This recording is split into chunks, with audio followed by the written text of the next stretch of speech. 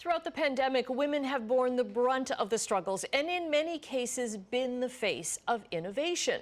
McKeon put some of their stories together in a new book that's out today, Women of the Pandemic, Stories from the Front Lines of COVID-19. And Loren joins us this morning. So nice to see you. Good morning. So tell me about how you even found some of these women. You know, in some ways it wasn't that hard because women have played such a major role in the pandemic and their stories are everywhere. So it's a matter of, reaching out to them and asking them to speak. But they have so many stories to tell. And you profile all kinds of women in this. We've seen many high-profile women that we see a lot of. I'm thinking here Dr. Theresa Tam. But then there's also so many women that in reading this book, I didn't realize, played such an important role, especially like there was a truck driver who was hauling goods and she got COVID-19 herself. Yes, and I didn't want their stories to be lost. I think in so many ways, the story of the pandemic is the story of women and women that we maybe haven't realized have played such a vital role, like that truck driver, like the people hauling our supplies, the people making our food, making sure everything is on the table, behind the front lines. And we need to hear their stories. Especially the moms who are maybe working, but also at home, helping out with school, doing all the other things. Especially the mothers, they've played, I spoke to one person who argued, and I think quite rightly, that mothers should be considered essential workers. And they pulled it together, and I don't know how, and I think many of them don't know how, but they've kept doing it day after day. I'm in awe of those women, let me tell you. Absolutely. And it's interesting, you write in the book that never before in a world crisis have women played such an important role or really bore the brunt of the worst of it. Yes, of course, women have been around and they've played roles in other crises, but, in this one, they have been our leaders and they haven't had the chance to do that before.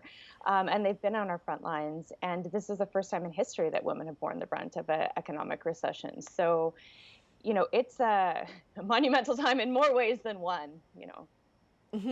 You also talked to a number of women who work on food processing lines. And there was one line that struck me in the book that said, nobody hears of us unless one of us dies. Yes. And, that hit me in the gut when I was doing that interview. And a lot of those interviews were devastating. Those women go to work day after day. Many of them hadn't had days off in months and they're scared and some of them are not very well protected. And, they are facing the brunt of COVID-19 even now. And we're not hearing enough about them and how the pandemic has affected them and continues to affect them. It's not all doom and gloom, though. So many women in this book give us hope. They show us leadership.